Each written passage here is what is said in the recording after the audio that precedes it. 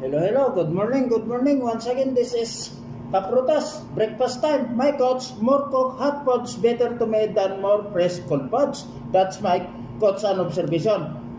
But ignore my pods. And also, any problems that comes to me, I have the solution. I don't put in heart and mind a problem because it will destroy my everyday life and future. I always say there is a solution to the problem. That's my coach and observation. Okay, let's it.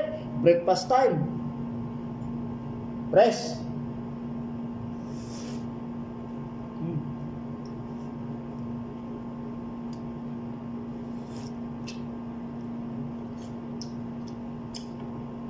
Yung katas niya lang nakuha ko.